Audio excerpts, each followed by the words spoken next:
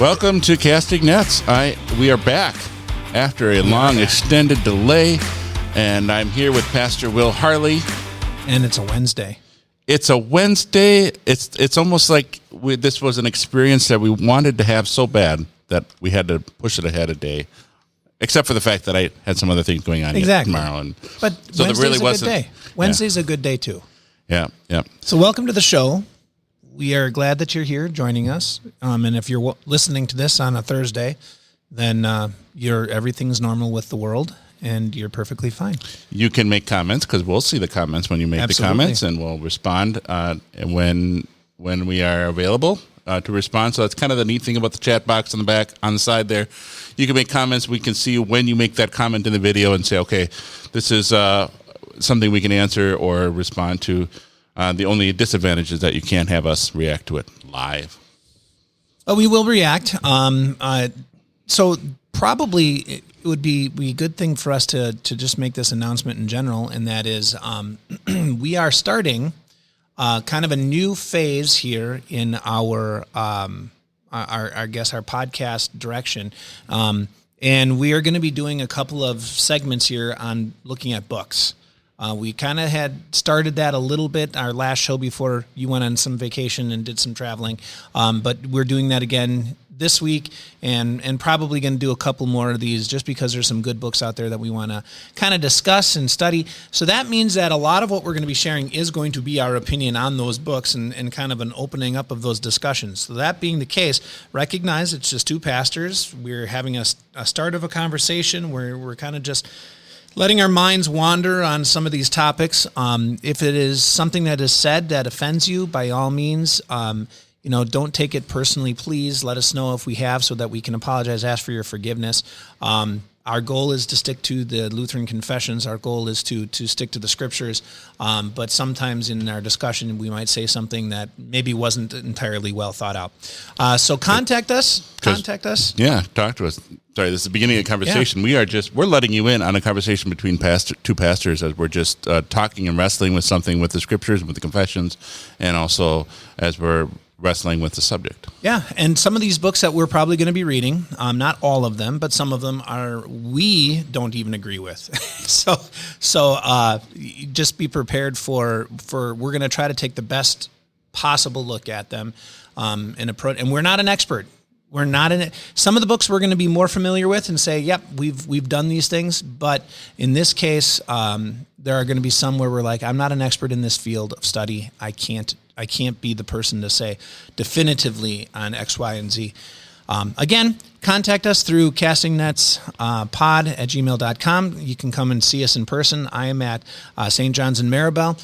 You can always see Pastor Ruddat here at Manuel and Shirley, Wisconsin. And if you would like anything else to contact us through, Facebook is a good way to go. Comment on the video that you're talking about, and we're going to read those comments and be able to kind of respond to you. Yeah. And speaking of spotting things that we say or not say, the other day I spotted an albino Dalmatian. It was the least I could do. I got one more before we go on, and that is if you are working at Twitter, now that Elon Musk has bought out Twitter, you are either an ex-employee or an ex-employee. Because they changed the name to X. If you have to explain it. Yeah. Formerly known as Twitter. It's like the... Ex-Twitter. Yeah. Was it that musician who was Prince, and then he was he became a symbol, and he was the artist formerly known as Prince, and then he became Prince again? All right, let's move on to the show.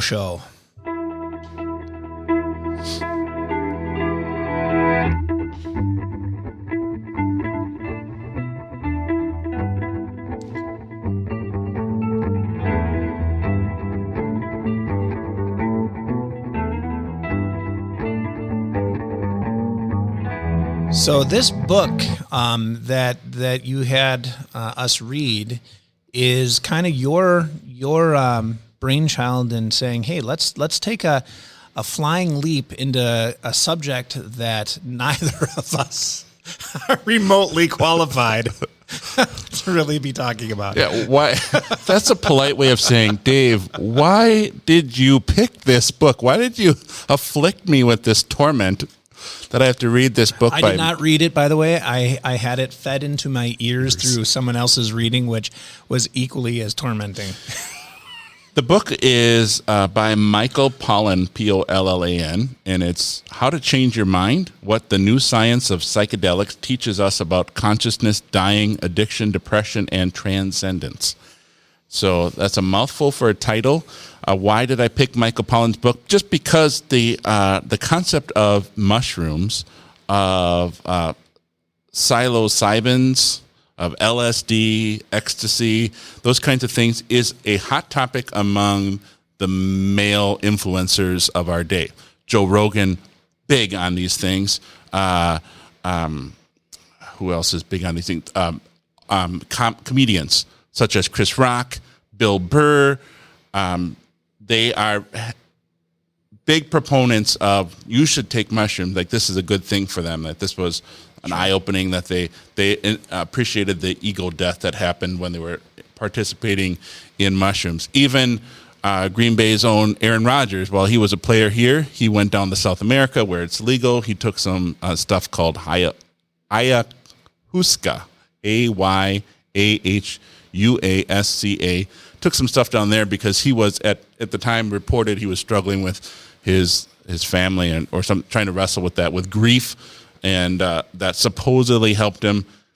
And of course, we can insert all of our negative comments about and I think, did it actually affect him or not. But and I think also in modern video culture, Super Mario has eaten mushrooms. He's eaten mushrooms.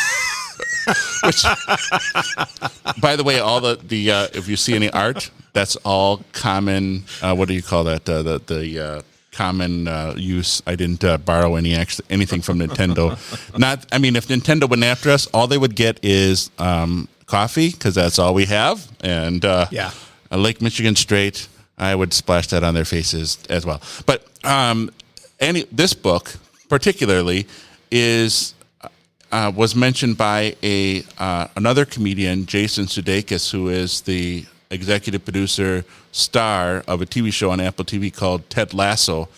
And that character is noted as someone who is devoid of ego. He doesn't struggle with his own ego as much. He does struggle with some issues.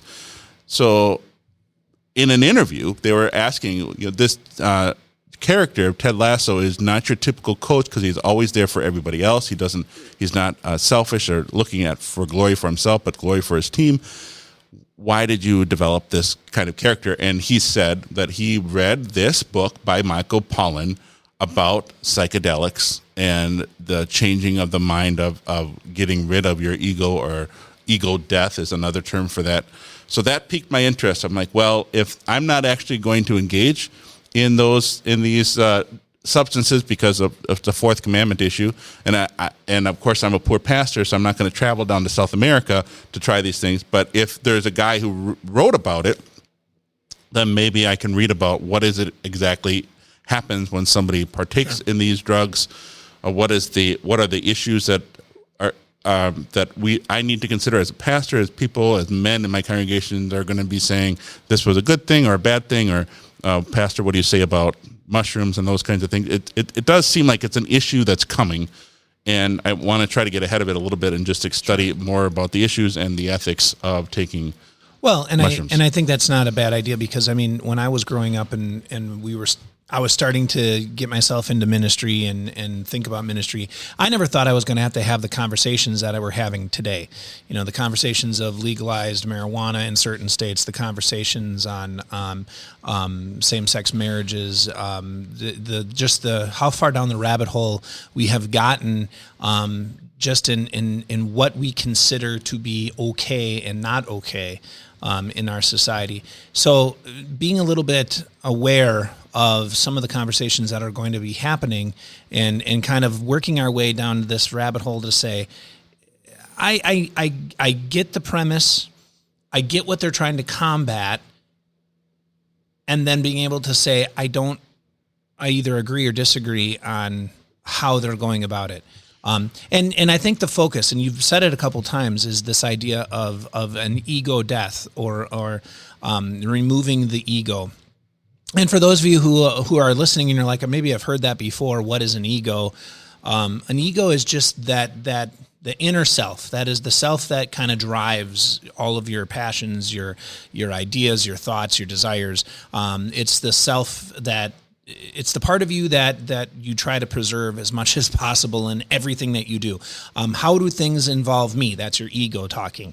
How is it going to benefit me? That's your ego talking. What can I do to help better myself? That's your ego talking. And so this whole idea is to say, how can we get rid of that selfishness, right? How can we get rid and start thinking outside of me and start thinking about the world in which I live? Those are really good questions. By the way, that has been something that philosophy has really tried to think about and to work through, even before the main philosophers like Socrates and things. You have your pre-philosophers that were still dealing with these issues. So it's not a bad question. Now the part that this book I think brings up, is this the right answer? Yeah, and the guy who wrote this book is a journalist, so we're all, you know how we feel about journalists. But he was an investigative journalist. I feel he did his homework. He was trying to be a little bit balanced, but he is, if you're going to read this book yourself, he is going to be proposing that this is a good thing. So it's like watching a documentary. You know that whoever's putting this documentary together wants to point you to a conclusion, wants to point you to something. So he also will do that.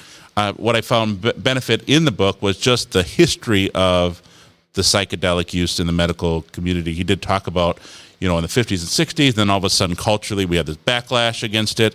And so many people, when they hear the term mushrooms, they really have to get over that hurdle of, that means you're a bunch of hippies. Sure. But I think, that it was interesting in his book. What I found interesting was how that whole movement started. I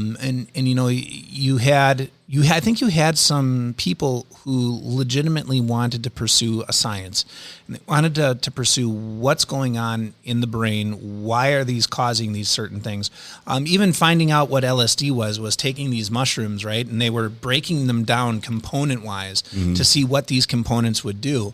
And one of the things I found was interesting, and I'm not going to tell you I know all the names, and I don't care. The guy who discovered LSD from these mushrooms, he had what we might say the first experience, and I thought that part was interesting in the book where he took it, not knowing what it would do.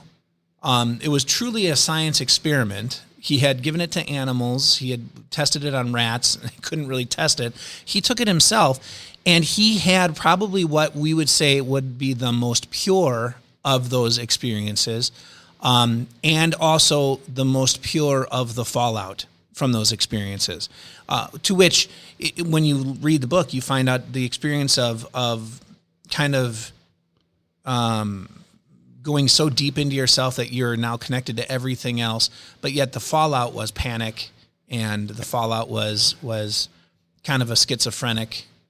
Yeah, there was the fallout of like you're going to die, and right. you're going into nothingness, and those kinds of experiences. Right. And I guess we're painting all of these drugs kind of in a broad brush. We are with all the psychedelics. You've got the mushroom-based ones, which is LSD, and the psilocybins, and then you have the plant-based ones, which is like DMT and the ayahuasca. That's the ones in South America. That's the one that Aaron Rodgers was taking. But again, they're the same idea of an altered reality of some sort, where you are no longer your normal operating system, shall we say, has been removed or downplayed. I think even in some of those experiences that he said with some of the drugs he was taking, it wasn't always consistent what the experience was. So like sometimes, that's why I felt as a benefit for me as I'm hearing the big proponents like the Joe Rogans and the Andrew Tates of the world saying this is a great thing, is to hear his book and say, some of his experiences were not that great, and some of those experiences didn't do what he thought they would do, and some of his experiences were it very much said you had to be guided, and for you, both you and I we were talking about, like, wait a minute, if somebody has to guide, if somebody has to be there to walk you through it, talk you through it, what exactly is actually happening? How much is it the drug lowering your inhibitions and now you're open to influence, and how much is this actually the drug itself doing its work? And to be honest, the author acknowledges that. He does acknowledge that because of because of how dangerous these can be, and they have to monitor them, there has to be that check and balance. And he admits that could skew the results. But I think on a spiritual level, wrapping it up into religion, I found that part to be the most amazing. And you were saying, they have to have somebody there to help with this, and it's like that's what makes this and connects this very much to any other religion that you might be thinking about, is the fact that in any religion you have a leader. You have someone who is guiding, right? Someone who knows what will happen, knows how things are going to happen, at least has an idea of what could happen, and helps guide you to be patient through those things. And you have that same effect going on in this. You have a person there who's relegating how much you can take. He's watching, how you're going to react to it. He's guiding you and saying, be looking for this, don't be surprised about that. If you see a scary animal, don't run away. Right. Run towards it, because people would run away in terror, and then that would be their experience. Exactly. Yeah. And so you have this guide who's doing this. So it becomes a very religious experience. And it really reminds me, when you view it in that way, this reminds me of the mystics. This is part of the mysticism religions. This is very much part of the ancient religions, where they were trying to remove themselves, to get one with nature, to find in themselves some connection to a greater being. And so there's a bunch of red flags that start kind of jumping in my head with this. You had made mention, and I think it needed to be made mention and talk about more. You made mention of what kinds of things are you being fed? Because when you're in that state where the whole idea of these hallucinogens is that they remove your cognitive ability and your rational mind's ability to filter and protect some of your core thoughts. God did a brilliant job in creating how our brains work, and how our rational mind, in many ways held subservient to Scripture. I'm not saying it isn't.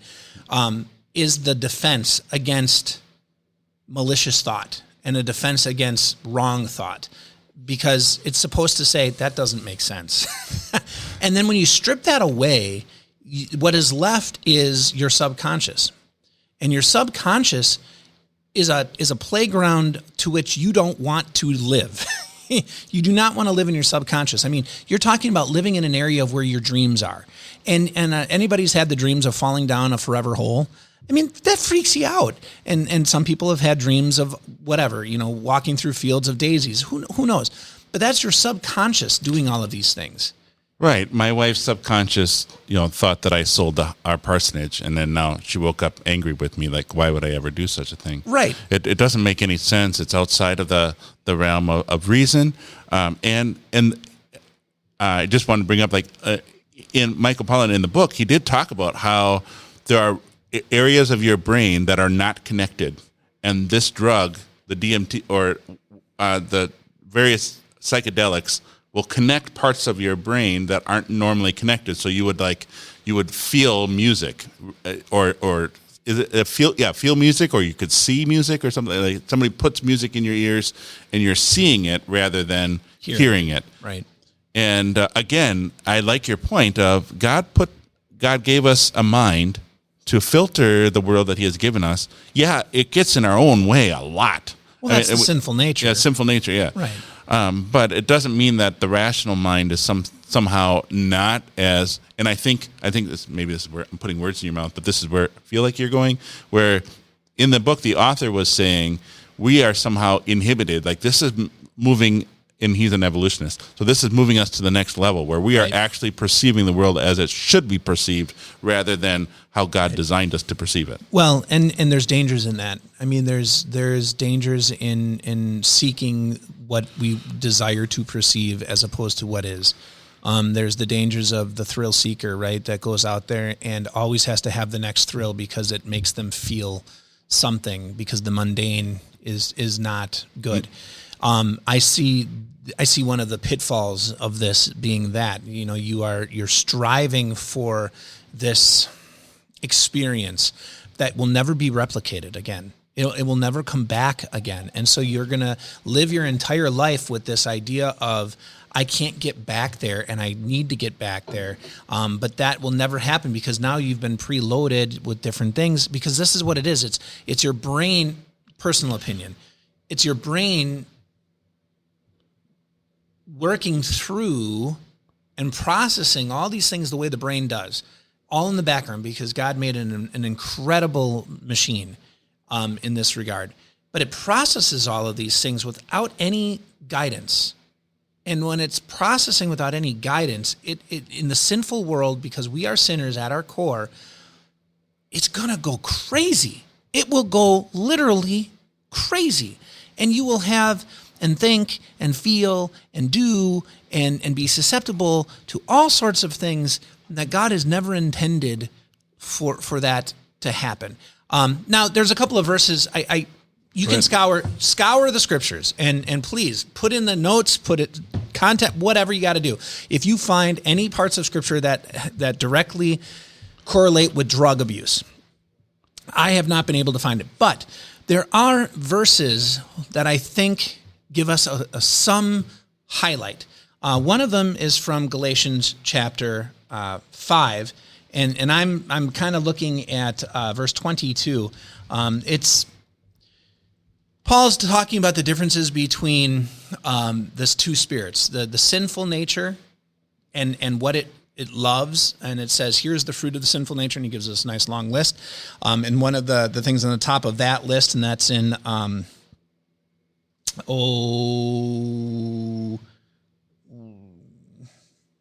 19, you're looking at 19, and one of the very first things is he says, complete lack of restraint. So that should be an indicator. If anything's going to make you lose your faculties, that's probably the guidance of the sinful nature. But in verse 22, he says this, and he gives this beautiful list of the fruit of the Spirit. He says, but the fruit of the Spirit is love, joy, peace, patience, kindness, goodness, faithfulness, gentleness, and then he rounds it all off and he says self-control. The ability to control not only what you're thinking to some extent, how are you going to process your emotions, how are you going to react? That's part of self-control. Those are the gifts of the Spirit, that you are capable to do those things. Well, wouldn't that mean anything that lowers that ability would be an adverse to the fruit of the Spirit? So I think we do need to have a clarification. We haven't had this clarification yet, but sometimes there are individuals who can't, their emotions and their feelings are things that they cannot control that would through some medicines would help them to get past some of those mental blocks. So I'm responding a little bit to that. So I don't want our viewers to think that self-control is something purely a work of the Spirit. So therefore, when you have a headache, you can't take any medicine because that's just a matter of you can demonstrate self-control over that pain that you have in your head. But I do appreciate Paul's words because I was thinking of one of as Michael Pollan was talking about the experiences that people have, is that they have this huge feeling of love, like something loves them. And to be reminded that this is a gift that the Holy Spirit gives through his particular means. It's not something that we necessarily have to have a big feeling of in order for it to be valid. Right, or you find in yourself. So my pushback is nowhere in Scripture, in fact, everywhere in Scripture, we have all of these things coming to us outside of ourselves. So when the Lord says the fruit of the Spirit is love, joy, peace, patience, kindness, gentleness, self-control, all these things are given to you outside of you. So sometimes self-control might be given because God places things inside that say, I'm going to help you control yourself. Sometimes that's the law with a really big stick. Mm-hmm. Sometimes it might be medicine because I need to calm down, like Ritalin. Mm-hmm. I'm not discrediting those things. Science is a gift of the Lord as well for the betterment of society. Sometimes I can definitely say my greatest joy in life is not found in me. It's in my family that God has provided, in the ministry that God has given, in the sacraments that God continues to pour out for me. That brings joy to my life. That's not found in me. So I'm not saying the fruit of the Spirit all of a sudden pours in these things and now they're found inside myself. My point is that they're found outside myself. And yet these psychedelics seem to go inside yourself to try to come with or to come up with these things. Everyone is their own God. Therefore, when I look inside myself, I'll feel that big, wonderful, mushy love. This is ridiculousness. Yeah, that was speaking of red flags that we were talking about before, when you're reading the book or listening to the book, where individuals who had this suddenly no longer have a fear of death, or they no longer have a conscience that is working as God intended it to convict us of that we are a sinner needing Christ, that we have a restlessness that only can be found in Christ, something outside of us. Right, and a lot of these people from in the book, they ended up being content with themselves. Well, you're not supposed to be content with yourself because you need help, and so I think it works counter to, but. Yeah. Moving on. So I would definitely say that, the lack of self-control and the lack of looking for things inside yourself instead of looking for the things that God provides outside of yourself is a definite red flag and a caution for us. The other caution that I would bring up would also be from Solomon himself. And if you go into Ecclesiastes, that's kind of Solomon's last will and testament, right? He had fallen away from the Lord. He, in all of his wisdom, decided to pursue a bunch of different things.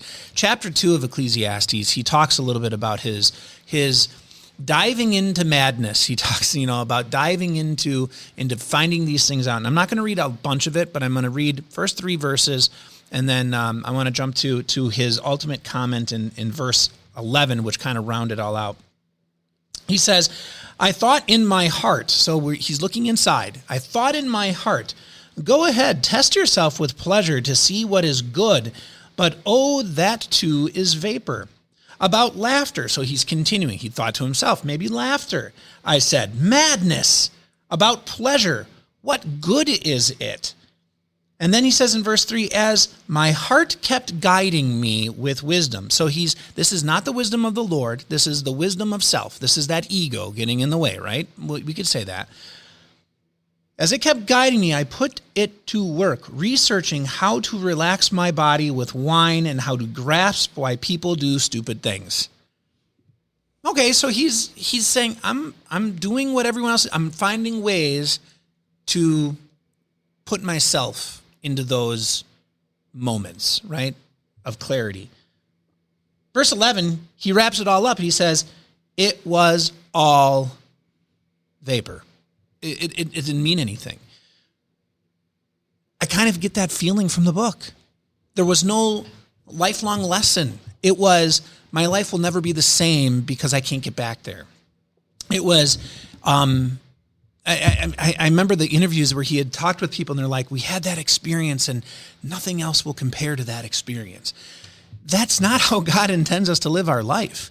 Our God intends us to live our life that every day is a gift and every day has its joys and every day has, yes, in a sinful world, it's downward spiral, but these are all good things that the Lord is giving to us and that he is there with us and his word is with us and the people that he's placed in our life are with us.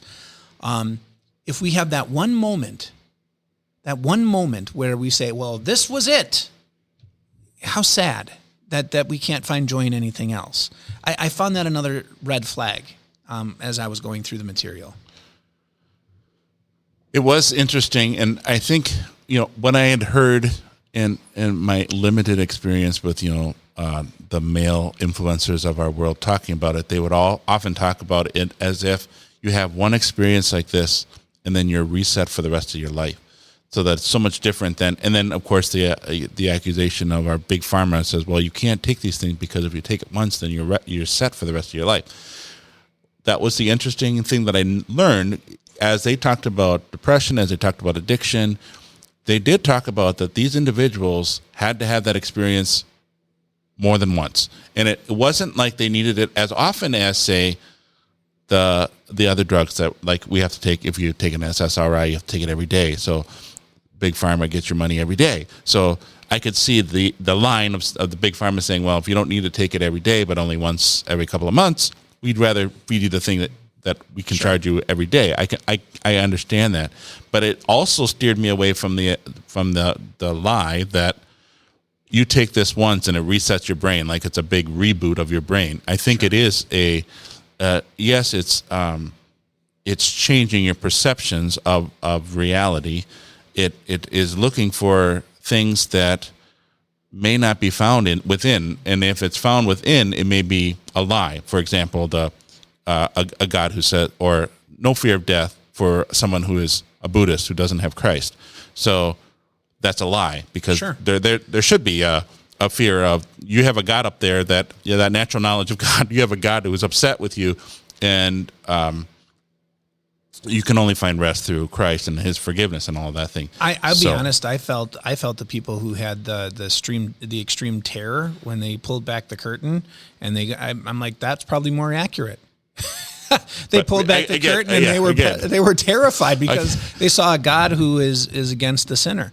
But again, it's all inside. You're like people are guided in these conversations, and it's what is real and what isn't, and what is actually scientific and what is not. You have individuals who are trying to propose this to mainstream these substances in our life. So a lot of that was, for me, I was receiving that with some skepticism, but I did learn more than what I had before, and that is that these individuals need to take this more than once for these effects to continue. But isn't that also then just bring up the caution, right? The caution of the mind is a fickle thing. The heart is a fickle thing, and we don't know enough. We don't know enough how the brain works in general. We don't know enough how memory works and how we think and how that gray matter up there functions. We can see how it functions, but we can't understand how it does what it does and how it produces what it produces. And then to say that we're going to take a drug and we're going to try to pursue a drug that's going to affect something we have not any idea how that works, seems to be the red flag to me, of the many red flags. It's like, okay, you're delving into something, one, you don't understand to begin with, but then you're going to try to alter the thing you don't understand because you want to run away from something. And that's really, I think, the point. We don't know. Yeah, we can't make aspersions as to everyone's intention as to why they're taking it. Right. But it seems from the book, it seems, okay, the desire is to remove something in myself that's holding me back, something in myself that's limiting me, something in myself that I can't get over. The death of ego. I am in my own way. Mm-hmm. That's true. We all are. And I think it's a legitimate issue. PTSD. Okay, legitimate. Those are legitimate issues. But I don't see how diving into yourself, opening yourself up to susceptibility, delving into areas that that nobody knows, especially you, how it's going to affect you long term, or how your brain is supposed to be set up and working to begin with. I mean, you have a problem in the brain already, and I think it's because of sin, and then you compound it with everything else. Now you're introducing another substance that we don't know we can't guarantee what the effects are going to be because it's different for every single person. You're just adding insult to injury at this point. You're compounding a case that says, we're just going to throw things against the wall and see what sticks. And I think there's a better alternative. And of course, in the book, to be fair, that's what he's proponent, that we need to study this further because it seems like it has all these great results. And throw of course more against the wall. anecdotally, and he'll on his Twitter page, he'll say, look at how often people who have a problem with alcohol, how often do they take alcohol after an experience with some sort of psychedelic. So he's proponing that we need to study this more. And I think our caution always is when it comes to medicine or taking in substances, like, why are you doing this? And Sure. and what is your purpose here? Is there something that is already there in the world or there for you in the church that you are saying to yourself, I need something more than that? So, for example, somebody who's dealing with guilt, confession, absolution, actually talk to your pastor about the things you feel guilty about. Who's going to do that? But, I will do this new thing, and I'll take this drug, and it'll make me feel better. I'll have more empathy for myself, rather than it being proclaimed to you that your Christ, your Savior, loves you and forgives you. And even if you struggle with the same guilt tomorrow that you dealt with today, or the same guilt you deal with this week that you dealt with next week, here God gives you another individual who externally tells you this is the reality that you're living in. Or could give you the body and blood of Christ, which says this is the reality of the one who did all of this for you. It's the pursuit of justification. Really it is, and the pursuit of being declared righteous.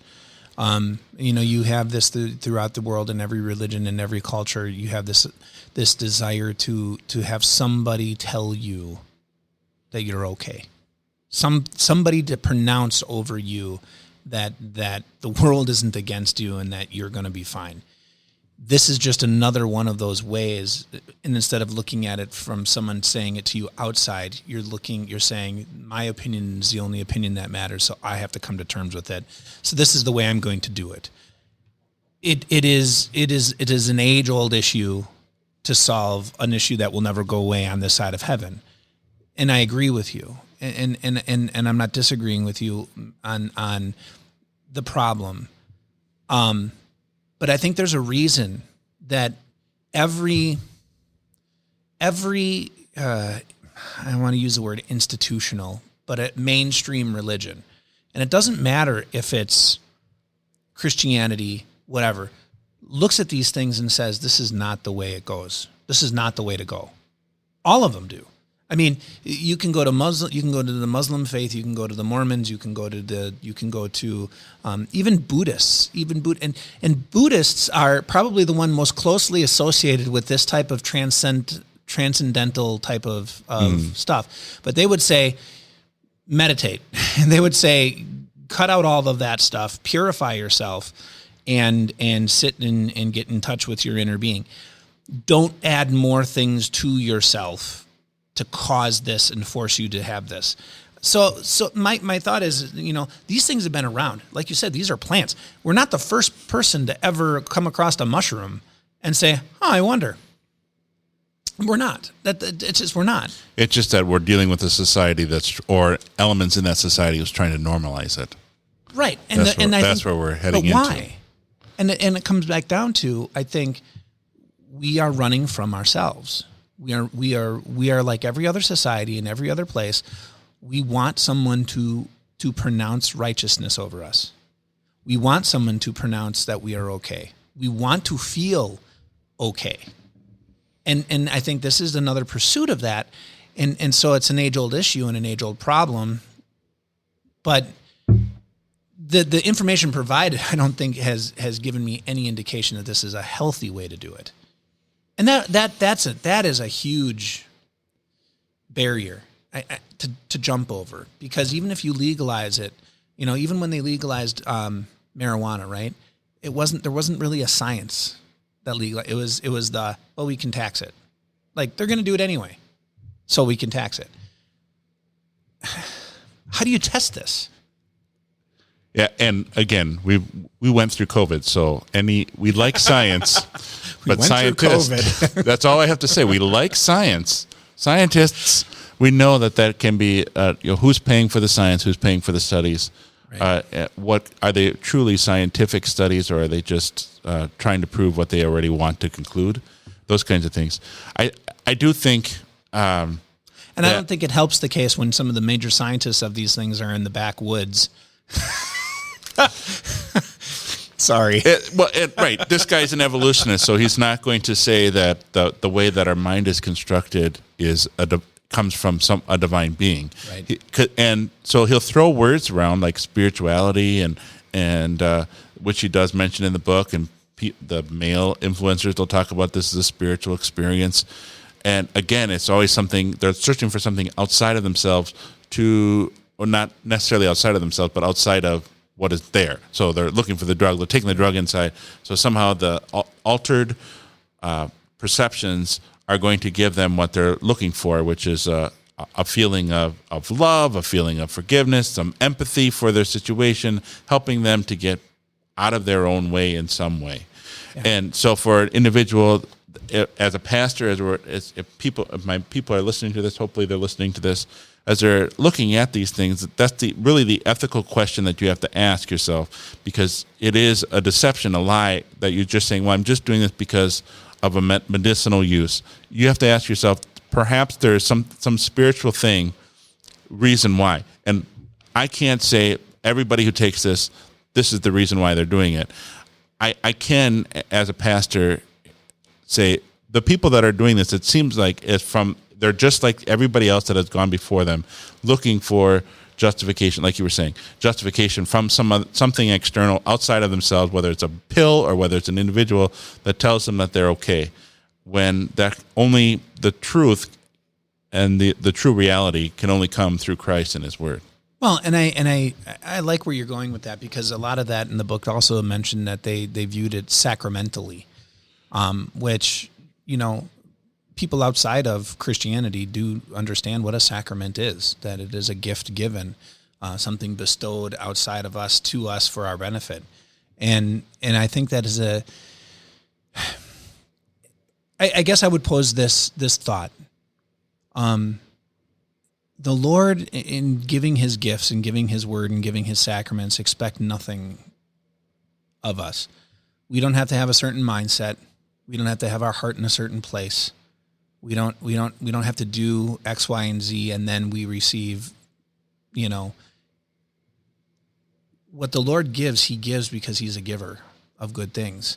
And what the Lord provides, He provides because that is who He is. He's a provider. And what He provides is everything that you need in the mundane.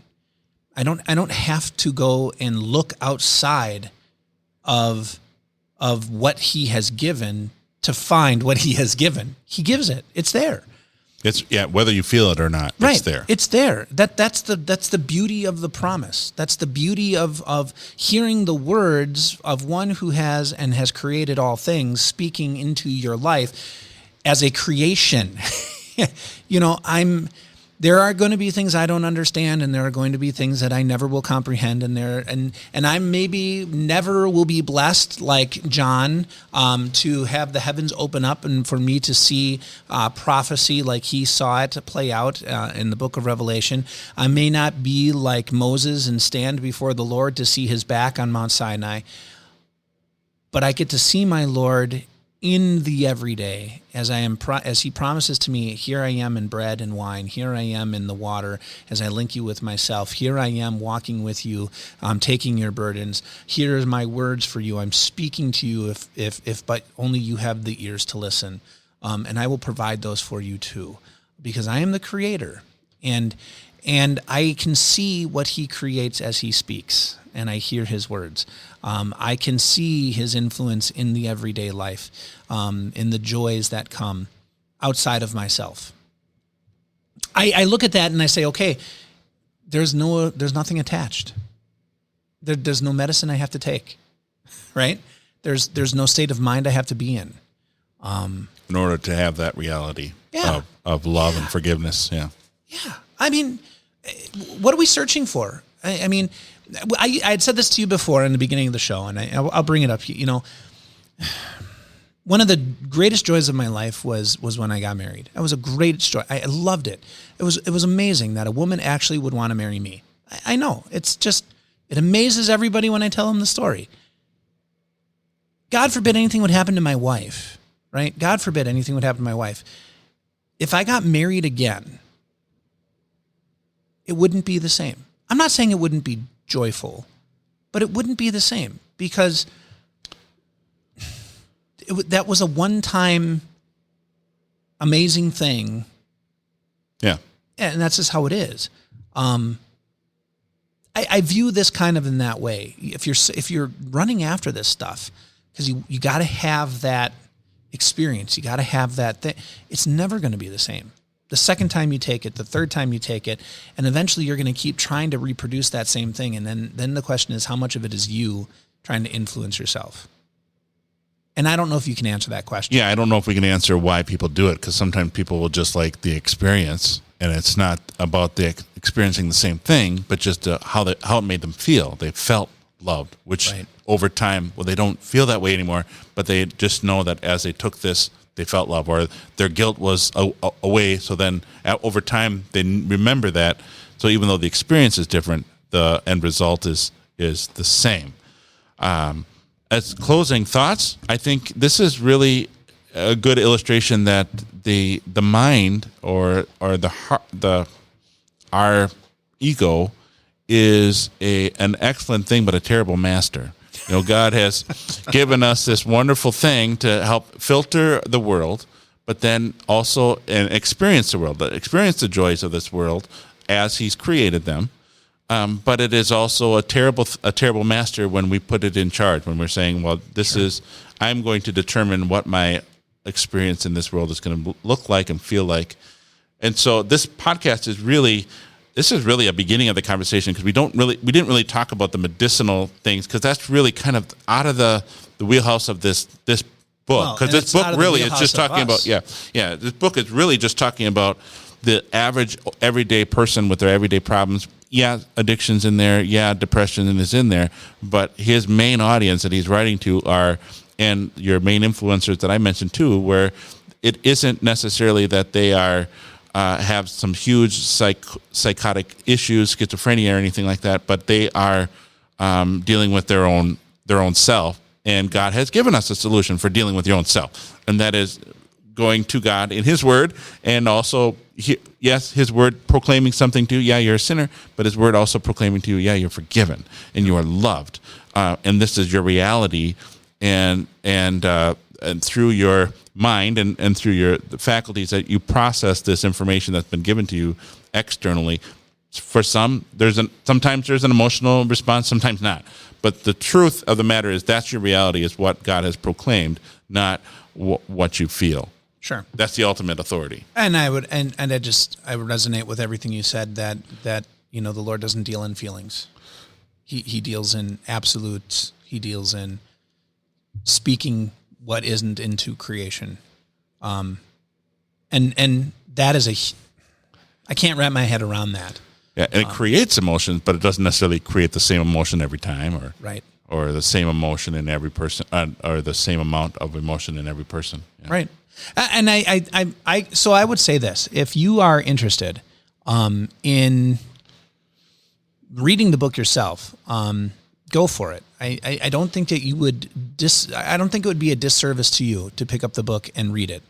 But I think you also should read it with a discerning ear, to say, just because something is marked science, or just because something is marked this will be a benefit, doesn't make it a benefit. I think you need to read it and say, there are some trigger words here that would make me want to reconsider, why would I want to do these things? And that's just using the reason that God has given to you to process and filter out certain things that might be damaging to you. You may come to a different conclusion, and you might say, for certain cases, this might be great. And that might not be what I would agree to. But that doesn't mean that you're out of faith, and it doesn't mean that you don't believe in God or that you don't believe in the Spirit. It just means that we should have these discussions to say, what's the point and purpose? What is behind it? What are you trying to accomplish in doing this? And then what are the fallout? And I am not a scientist. I'm not a medical professional. I can't tell you how those chemicals are going to ultimately, and I don't even know if they know. Mm-hmm. But we got to start the conversation somewhere, like you said, because it's coming. We are going to face it in our generation. Our kids are going to have to deal with it in theirs. And so we need to be prepared to say, we've thought this through, and how are we going to look at it in Christ? Yeah, that's a good way. And if you got another book, that's fine. I think I probably have said this before. I'll probably close with it. is that this book was good in that it steered me. As I read it, I tried to read it with an open mind. I was skeptical in the science part, and I'll always be skeptical. You can throw a ton of science at me, and I'll still be skeptical because I'm not a scientist, and I just know that scientists don't always tell you everything, and we're living in a world where scientists aren't always studying everything of everything. So the science part is fascinating. The history part is fascinating. You can see the direction in which they're going through this in this book. This is the history of it and trying to get over those the cultural prejudices against the book. However, this book and if you're curious, like what is it like to go through those experiences, he does document what it's like to go through the various drugs, and he, as far as I can tell, he's honest because he's going to say it's not always great, but he's also going to say it's better more than often because he's got that worldview of saying this, like we've said before, he's looking to elevate our perception beyond what God has given because he's an evolutionary guy. So if you are interested in learning more about what happens when someone partakes of these drugs and you're not necessarily, and you're looking for a little bit more level, I'm saying the opposite word of what I'm doing with my hands, but a more balanced approach to it. I think this book is good, but if you've got a book, let us know, castingthatspod@gmail.com. Maybe we'll have another podcast on this as well, especially with the medicinal side of things, perhaps if that perks our interest or if there's anything out there. I feel better prepared to have a conversation to someone about why are you taking this, and to, if someone were to deal with absolutes like PTSD, this is the only solution to that, or this is the only solution to addiction, or the only solution to depression. I feel like I've equipped with this book to say, hold on a second, this may not be doing what you think it may be doing. Right. I have more confidence in saying this isn't the miracle drug that some make it out to be. Well, and if you've seen the new Mario movie, the red ones make you bigger, the blue ones make you shrink. You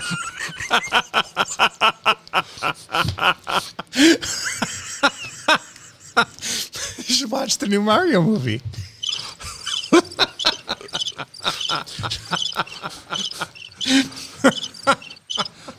Well, if you've been with us this far, thank you very much for listening to our show on the Casting Nets Pod. If you like what you've said, feel free to write a review. This is, again, a beginning of a conversation, not the end. Contact us in person or email us at castingnetspod@gmail.com.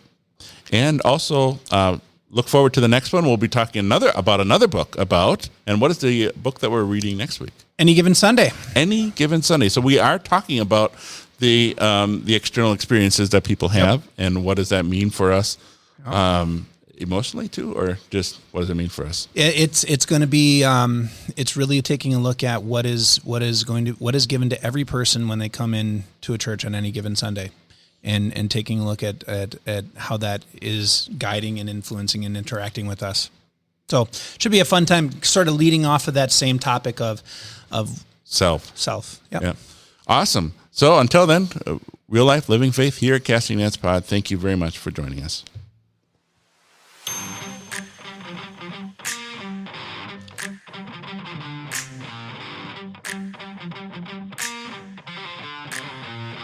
Looks like Facebook had a problem. You think so? It says X's.